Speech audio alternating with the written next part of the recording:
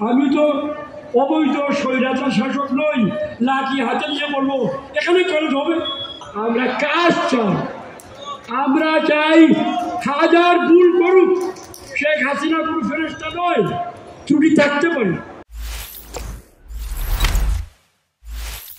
আপনারা কি চান উন্নয়নের জোয়ার, উন্নয়নের ধারাবাহিকতা চলুক, নাকি পাল্লা দিয়ে গণতন্ত্র মাপবেন, পাল্লা দিয়ে মানবাধিকার মাপবেন, যেটা মাপ করা যায় না?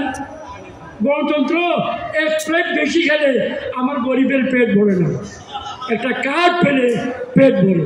সুতরাং সিলেটবাসী, আমরা সিলেট অঞ্চলের মানুষ, সিদ্ধান্ত নিতে হবে আমরা কি উন্নয়ন চাই না তর্কাতর্কি, ডিবেট, সেমিনার, কফি, স্যান্ডউইচ এইসব চাই।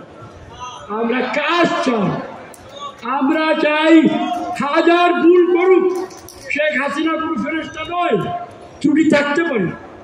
সার্বিক বিচারে শেখ হাসিনা গত ১.৫ দশকে ১৫ বছরে এই দুর্দশাগ্রস্ত দরিদ্র বাংলাদেশে যে পরিবর্তন এনেছে আমরা স্বীকার করি, আমরা তাকে ধন্যবাদ জানাই এবং আমরা চাই এইটাই সঠিক পথ, এইটাই কারেক্ট পথ।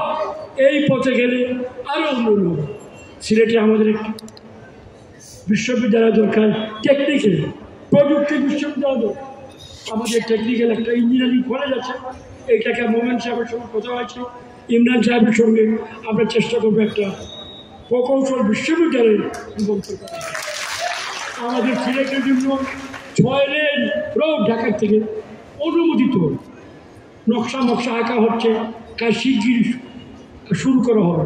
6 লেন এবং আঁকা বাঁকা বাঁকটা ভেঙে সোজা করে বিভিন্ন জায়গায় ফ্লাইওভার দিয়ে, বিভিন্ন জায়গায় ক্রস কানেকশন দিয়ে আমরা এই কাজটা করব। প্রকল্প নিয়ম অনুযায়ী করতে হয়। আমি তো অবৈধ স্বৈরাচার শাসক নই, লাঠি হাতে নিয়ে বলবো এখানে কলেজ হবে, এখানে রোড হবে, এখানে সড়ক হবে। শেখ হাসিনা তো কোনো সামরিক শাসক নয়, সে বলবে গোপালগঞ্জে এইটা হবে, সোনাগঞ্জে এইটা হবে। নো, প্রক্রিয়া আছে, বিধিবিধান আছে, নিয়ম কানুন আছে, এইগুলা প্রতিপালন করতে হবে। ২,০০০ কোটি, ১,০০০ কোটি, ৩,০০০ কোটি ব্যয় করবো, আমাদেরকে নানা পরীক্ষা নিরীক্ষা বিচার বিবেচনা করতে হয়। সিলেট নগরীর প্রকল্পটা মাননীয় মেয়র আপনাদের স্বপ্নে জানাচ্ছে, তৈরি ছিল না, লেট ছিল বলে গতকাল সন্ধ্যা পর্যন্ত এইটা আমার শরীরের জন্য তৈরি ছিল না। আমি তো ঢাকা আমাদের সিলেটে চলে এসেছি। এইমাত্র আমি কথা বলেছি যে সেক্রেটারি যিনি সদস্য, তার সঙ্গে কথা বলেছি, আজকে রাতে 12টা হলেও আমি ঢাকা যাওয়ার পরে তিনি সই করাবেন।